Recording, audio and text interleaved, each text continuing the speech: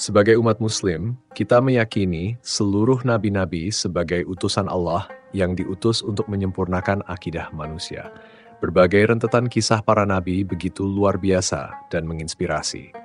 Meskipun para nabi itu telah berlalu, mereka meninggalkan banyak sejarah melalui peninggalan benda-benda yang masih ada hingga saat ini.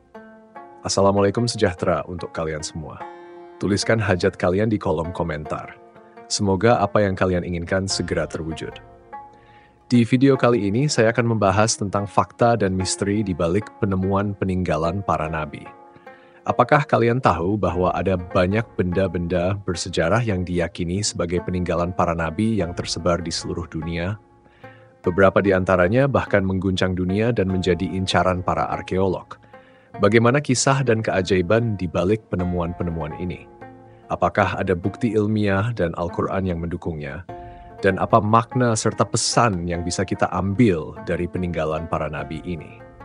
Mari kita simak pembahasannya.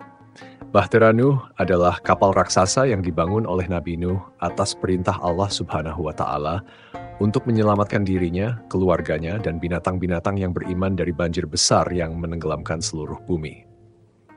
Kisah Bahtera Nuh ini diceritakan dalam kitab suci Taurat, Alkitab, dan Al-Quran sebagai salah satu kisah Nabi yang penuh hikmah dan keajaiban. Namun, apakah Bahtera Nuh benar-benar ada? Dan jika ada, di mana letaknya sekarang? Pertanyaan-pertanyaan ini telah menggugah rasa penasaran banyak orang, baik ilmuwan maupun penjelajah, untuk mencari jejak-jejak Bahtera Nuh di berbagai tempat di dunia. Salah satu lokasi yang paling sering disebut-sebut sebagai tempat peristirahatan terakhir Bahtera Nuh adalah Gunung Ararat, gunung tertinggi di Turki yang memiliki ketinggian sekitar 5.137 meter. Gunung Ararat disebutkan dalam Taurat dan Alkitab sebagai tempat di mana Bahtera Nuh mendarat setelah mengarungi air selama 150 hari. Oleh karena itu, banyak orang yang percaya bahwa Bahtera Nuh masih berada di sana, tertutup oleh salju dan es yang tebal. Beberapa orang bahkan mengklaim telah melihat atau menemukan sisa-sisa kayu atau struktur yang mirip dengan bahtera di sekitar gunung tersebut. Salah satu klaim yang paling terkenal datang dari Noah's Ark Ministries International, sebuah kelompok Kristen evangelis yang berbasis di Hong Kong. Pada tahun 2010, mereka mengumumkan bahwa mereka telah menemukan Bahtera Nuh di ketinggian 3.658 meter di Gunung Ararat. Mereka mengatakan bahwa mereka yakin 99,9% bahwa struktur kayu yang mereka temukan berusia 4.800 tahun dan merupakan Bahtera Nuh yang asli. Mereka juga mengklaim bahwa kayu pada bahtera tersebut memiliki beberapa kompartemen yang diduga digunakan untuk menampung hewan. Namun, ada beberapa ilmuwan yang menyanggah klaim Noah's Ark Ministries International tentang Bahtera Nuh yang mereka temukan dengan berbagai alasan. Belum adanya bukti fisik yang kuat, kayu yang berusia 5.000 tahun belum benar-benar dilakukan pengujian secara menyeluruh, serta bentuk dari Gunung Ararat yang dianggap hanya faktor alam. Oleh karena itu, misteri Bahtera Nuh ini masih memerlukan kajian lebih dalam. Tongkat Nabi Musa adalah sebuah tongkat yang disebutkan dalam Alkitab dan Al-Quran sebagai tongkat yang digunakan oleh Nabi Musa dalam berbagai mukjizat. Tongkat ini digunakan untuk mengeluarkan air dari batu, berubah menjadi ular dan kembali ke bentuk semula, serta membelah Laut Merah. Namun, apakah tongkat Nabi Musa benar-benar ditemukan? Dan jika ada, di mana letaknya sekarang? Salah satu tempat yang paling sering disebut-sebut sebagai lokasi tongkat Nabi Musa adalah Gunung Sinai, gunung suci yang terletak di Mesir, yang diyakini sebagai tempat di mana Nabi Musa menerima wahyu dari Allah Subhanahu wa Ta'ala. Gunung Sinai disebutkan dalam Alkitab dan Al-Quran sebagai tempat di mana Nabi Musa berbicara dengan Allah Subhanahu wa Ta'ala dan diberikan kitab Taurat, serta 10 perintah Allah Subhanahu wa Ta'ala. Oleh karena itu, banyak orang yang percaya bahwa tongkat Nabi Musa masih berada di sana, tersembunyi di salah satu gua atau lembah di gunung tersebut. Beberapa orang bahkan mengklaim telah melihat atau menemukan sisa-sisa tongkat Nabi Musa di sekitar gunung tersebut. Salah satu klaim yang paling terkenal datang dari Graham Phillips, seorang penulis dan peneliti asal Inggris yang mengaku telah menemukan tongkat Nabi Musa di sebuah gua di Gunung Sinai pada tahun 2004. Philips mengatakan bahwa ia menemukan sebuah tongkat kayu yang panjangnya sekitar 1,5 meter. Ia mengklaim bahwa ia telah melakukan tes penanggalan karbon dan analisis kayu untuk membuktikan klaimnya. Namun, klaim Philips ini menuai banyak kritik dan keraguan dari komunitas ilmiah dan agama. Beberapa ilmuwan juga menyanggah klaim Philips dengan berbagai alasan, seperti kesalahan metodologi, ketidaksesuaian data, dan kemungkinan manipulasi. Misalnya, Dr. Zahi Hawass, seorang arkeolog terkenal dari Mesir, menyatakan bahwa tongkat Nabi Musa yang ditemukan Philips bukanlah tongkat asli, melainkan tongkat palsu yang dibuat oleh para biksu yang tinggal di Gunung Sinai. Jadi, apakah klaim Philips ini benar atau tidak? Sampai saat ini belum ada bukti yang kuat. Bisa jadi tongkat Nabi Musa benar-benar masih ada atau memang sudah hilang di telan zaman. Namun, terlepas dari perbedaan pendapat tersebut, ada satu hal yang pasti, yaitu bahwa tongkat Nabi Musa akan muncul menjelang hari kiamat. Tongkat itu akan dibawa oleh hewan melata, sesuai dengan hadis yang diriwayatkan oleh Abu Daud. Al-Albani mencatat dari Abu Hurairah bahwa Nabi Muhammad SAW bersabda bahwa binatang dabah ini akan muncul dari perut bumi dan akan membawa tongkat Musa serta memakai cincin Sulaiman.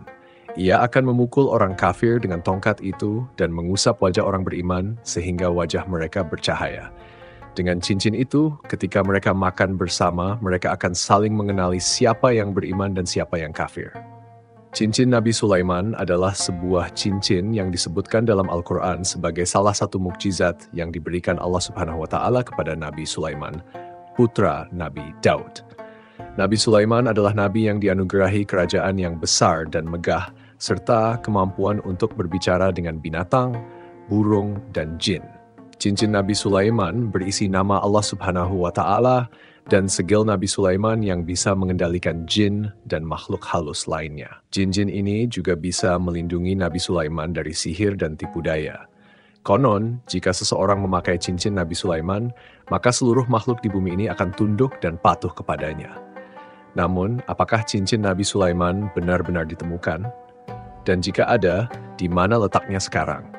Salah satu tempat yang paling sering disebut-sebut sebagai lokasi keberadaan cincin Nabi Sulaiman adalah Yerusalem. Banyak orang yang percaya bahwa cincin Nabi Sulaiman masih berada di Yerusalem, tersembunyi di salah satu tempat di bawah tanah atau di dalam tembok-tembok kota. Beberapa orang bahkan mengklaim telah melihat atau menemukan sisa-sisa cincin Nabi Sulaiman di sekitar kota tersebut. Graham Phillips mengklaim bahwa ia menemukan sebuah cincin emas yang panjangnya sekitar 2 cm dengan ukiran nama Allah Subhanahu wa Ta'ala dan bintang Daud di permukaannya. Namun, lagi-lagi klaim Phillips ini menuai banyak kritik dan keraguan dari komunitas ilmiah dan agama karena ia tidak mau mengungkapkan lokasi pasti penemuan cincin Nabi Sulaiman dan tidak mau membiarkan ilmuwan lain melakukan verifikasi independen. Jadi, apakah klaim Phillips ini benar atau tidak? Sampai saat ini masih belum ada bukti yang kuat dan meyakinkan yang bisa membuktikan atau membantah klaim tersebut. Namun yang pasti, cincin Nabi Sulaiman akan muncul bersamaan dengan tongkat Nabi Musa, seperti yang telah disebutkan sebelumnya. Menjelang hari kiamat akan muncul hewan melata dari perut bumi yang membawa tongkat Nabi Musa dan mengenakan cincin Nabi Sulaiman. Seperti yang tertulis dalam hadis Abu Daud, Al-Tayalisi mencatat dari Abu Hurairah bahwa Nabi Muhammad SAW bersabda bahwa binatang dabah ini akan muncul dari perut bumi dan akan membawa tongkat Nabi Musa serta memakai cincin Nabi Sulaiman. Ia akan memukul orang kafir dengan tongkat itu dan mengusap wajah orang beriman sehingga wajah mereka bercahaya. Ketika mereka makan bersama, mereka akan saling mengenali siapa yang beriman dan siapa yang kafir. Peninggalan Nabi Daud yang tidak kalah menggemparkan adalah ditemukannya bongkahan istana yang diyakini sebagai istana Nabi Daud. Namun, apakah benar inilah istana Nabi Daud? Mari kita cari bersama-sama kebenarannya. Nabi Daud adalah nabi yang menjadi raja Bani Israel sebelum Nabi Sulaiman. Ia adalah ayah dari Nabi Sulaiman dan dikenal sebagai sosok yang memiliki keberanian serta kebijaksanaan yang tinggi. Nabi Daud juga diberikan kitab Zabur oleh Allah Subhanahu wa Ta'ala. Salah satu kisah terkenal tentang Nabi Daud adalah ketika ia berhasil mengalahkan raksasa Jalut dengan menggunakan ketapel dan batu. Istana Nabi Daud adalah tempat tinggal dan pusat pemerintahan Nabi Daud yang megah dan indah. Istana ini diyakini ditemukan oleh seorang arkeolog dari Universitas Ibrani di Yerusalem, Israel. Istana ini berupa dua bangunan besar yang terbuat dari batu dan memiliki ukiran-ukiran yang menakjubkan.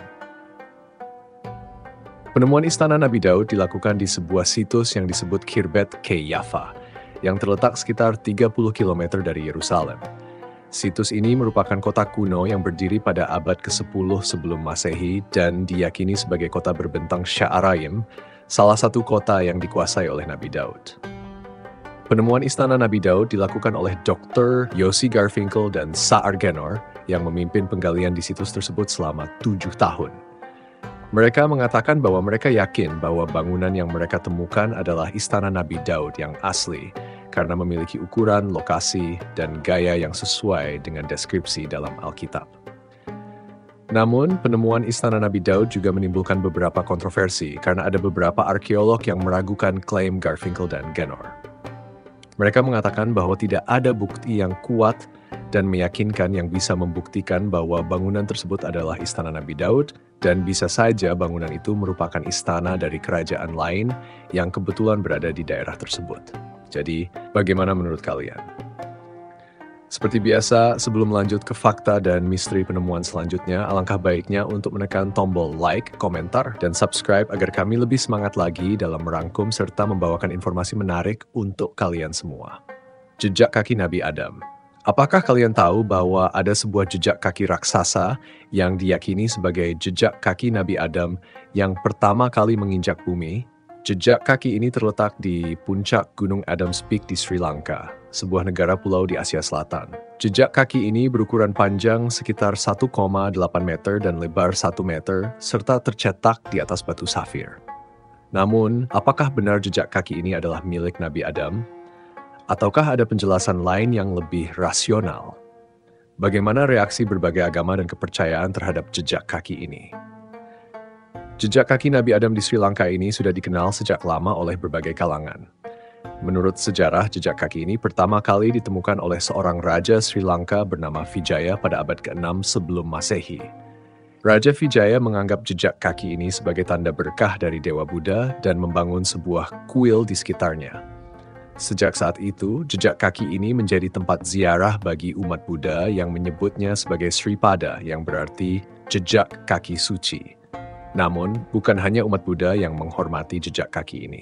Umat Hindu juga menganggapnya sebagai milik Dewa Siwa dan menyebutnya sebagai Shivanolipatamalai, yang berarti gunung jejak kaki Siwa. Sementara itu, umat Kristen dan Islam mengklaim bahwa jejak kaki ini adalah milik Nabi Adam dan menyebutnya sebagai Adam's Peak atau Puncak Adam. Menurut kepercayaan Islam, Nabi Adam diturunkan dari surga ke bumi di tempat ini dan kemudian meninggalkan jejak kakinya di atas batu. Lalu, bagaimana bisa ada begitu banyak versi tentang asal-usul jejak kaki ini? Apakah ada bukti ilmiah yang bisa menjelaskan fenomena ini? Menurut para ahli, jejak kaki ini sebenarnya adalah hasil dari proses alam yang terjadi selama jutaan tahun. Batu safir yang menjadi alas jejak kaki ini adalah batu metamorf yang terbentuk akibat tekanan dan suhu tinggi di dalam bumi. Bentuk jejak kaki ini kemungkinan besar disebabkan oleh erosi, yaitu pengikisan permukaan batu oleh air, angin, atau es. Jadi, secara ilmiah, jejak kaki ini bukanlah jejak kaki manusia. Namun, meskipun demikian, jejak kaki ini tetap memiliki nilai spiritual yang tinggi bagi banyak orang. Jejak kaki tersebut menjadi simbol persatuan dan toleransi antara berbagai agama dan kepercayaan yang saling menghormati serta menghargai perbedaan. Selain itu, jejak kaki ini juga menjadi saksi sejarah dan budaya Sri Lanka yang kaya akan keanekaragaman dan keindahan. Jubah Nabi Adam. Apakah kalian tahu bahwa ada sebuah jubah yang diyakini sebagai jubah Nabi Adam yang pertama kali mengenakan pakaian di bumi? Jubah ini disebut sebagai jubah Al-Khulq, yang berarti jubah penciptaan, dan disimpan di sebuah masjid di Yaman. Bagaimana kisah dan keajaiban di balik penemuan jubah ini? Apakah ada bukti ilmiah dan Al-Quran yang mendukungnya? Jubah Nabi Adam di Yaman ini sudah dikenal sejak zaman sahabat Nabi Muhammad SAW. Menurut sejarah, jubah ini dibawa oleh Nabi Idris alaihissalam dari surga ke bumi dan kemudian diberikan kepada Nabi Nuh alaihissalam. Jubah ini selamat dari banjir besar yang menenggelamkan bumi dan kemudian diwariskan kepada Nabi Ibrahim alaihissalam.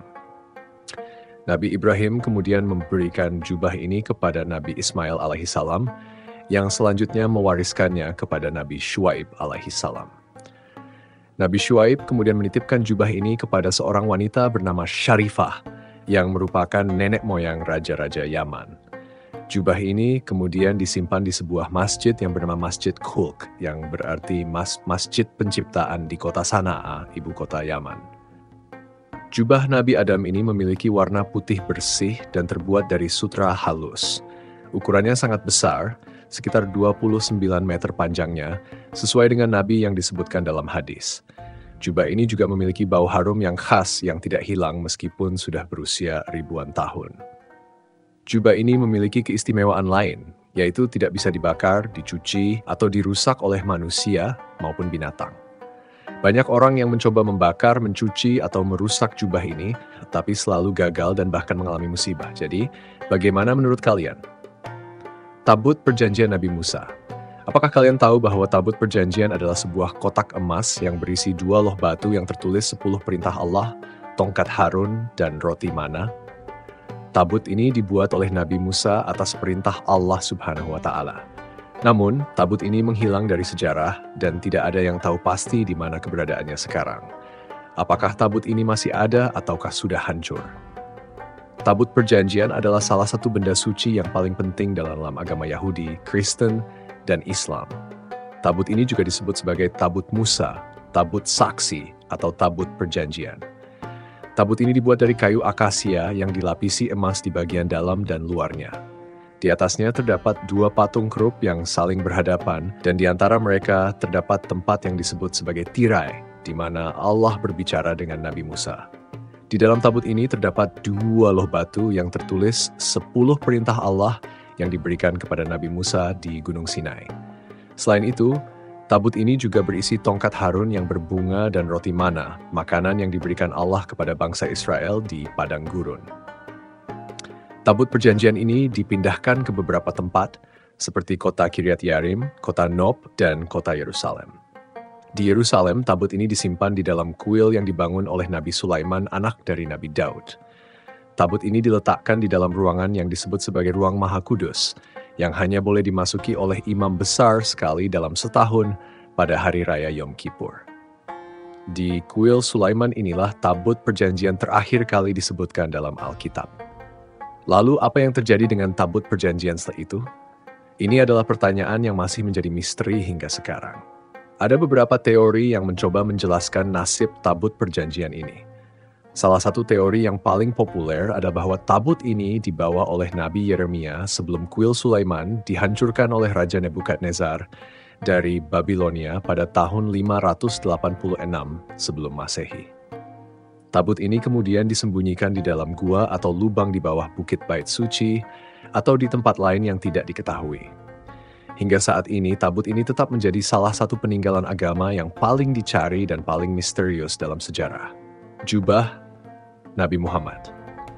Ada sebuah jubah yang diyakini sebagai jubah Nabi Muhammad yang disimpan di sebuah masjid di Istanbul, Turki. Jubah ini berwarna hijau dan terbuat dari wol halus.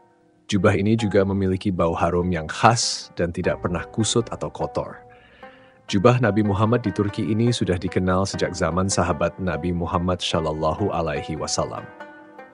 Menurut sejarah, jubah ini diberikan oleh Nabi Muhammad kepada salah seorang sahabatnya yang bernama Ka'ab bin Zuhair. Ka'ab bin Zuhair adalah seorang penyair yang awalnya menentang Nabi Muhammad, tetapi kemudian bertobat dan memeluk Islam. Ia kemudian membuat sebuah syair pujian untuk Nabi Muhammad yang disebut sebagai Banat Su'at. Syair ini begitu mengagumkan sehingga Nabi Muhammad memberikan jubahnya sebagai hadiah kepada Ka'ab bin Zuhair.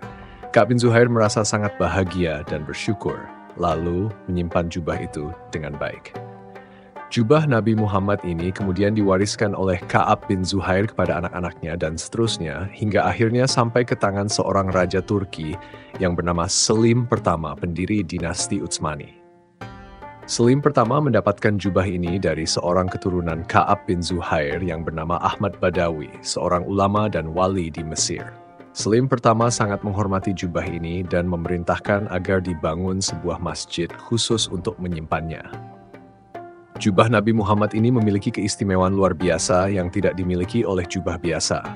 Jubah ini tidak pernah berubah warna meskipun sudah berusia lebih dari 1.400 tahun. Jubah ini juga tidak pernah kusut, kotor atau berbau tidak sedap meskipun tidak pernah dicuci atau disetrika. Selain itu, jubah ini memiliki bau harum yang khas yang menyejukkan hati dan jiwa.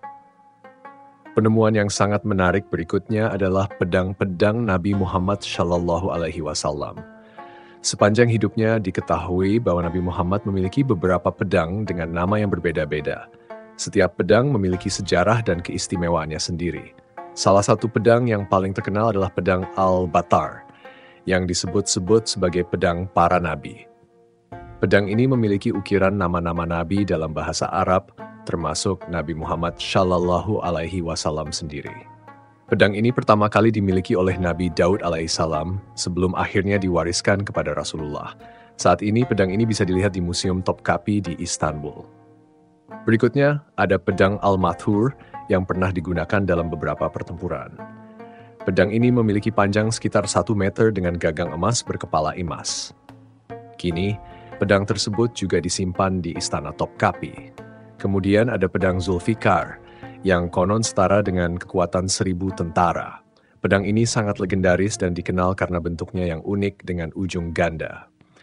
Pedang ini juga erat kaitannya dengan Ali bin Abi Thalib, putra angkat sekaligus menantu Nabi Muhammad SAW. Sandal Nabi Muhammad juga menjadi salah satu peninggalan yang berharga. Sandal adalah alas kaki yang sudah dikenal sejak zaman Nabi dan digunakan untuk melindungi kaki dari panas serta benda tajam di jalan. Namun, bagaimana bentuk sandal yang digunakan oleh Rasulullah? Apakah sama dengan sandal yang kita lihat sekarang? Dalam beberapa hadis yang diriwayatkan oleh para sahabat, kita bisa mengetahui ciri-ciri sandal Rasulullah. Sandal beliau terbuat dari kulit sapi yang telah disamak sehingga bulunya hilang. Sandal tersebut juga memiliki 2 tali pengikat yang menjepit di antara 2 jari kaki. Sandal Rasulullah sangat sederhana dan tidak memiliki hiasan atau ornamen yang mencolok. Salah satu sandal Rasulullah yang masih tersimpan hingga sekarang berada di Museum Topkapi di Istanbul, Turki. Sandal ini diberikan oleh Rasulullah kepada sahabatnya Muawiyah bin Abu Sufyan yang kemudian menjadi khalifah.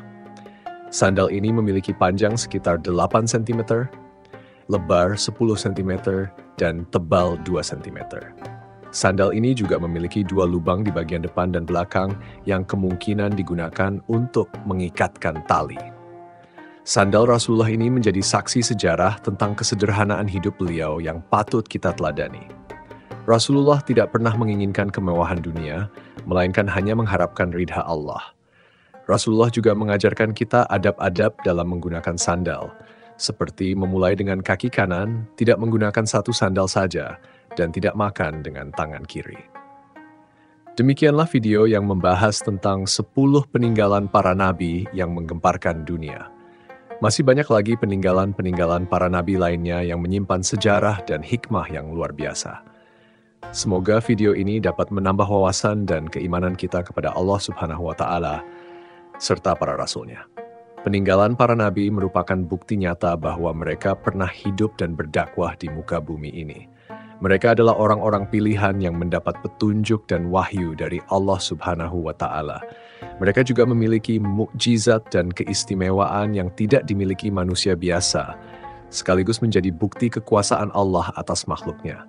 Yang baik datangnya dari Allah, dan jika terdapat kekurangan atau kesalahan, itu adalah dari saya pribadi sebagai manusia biasa. Terima kasih telah menyimak. Tuliskan hajat kalian di kolom komentar. Semoga apa yang kalian inginkan segera terwujud dan dikabulkan oleh Allah Subhanahu wa Ta'ala.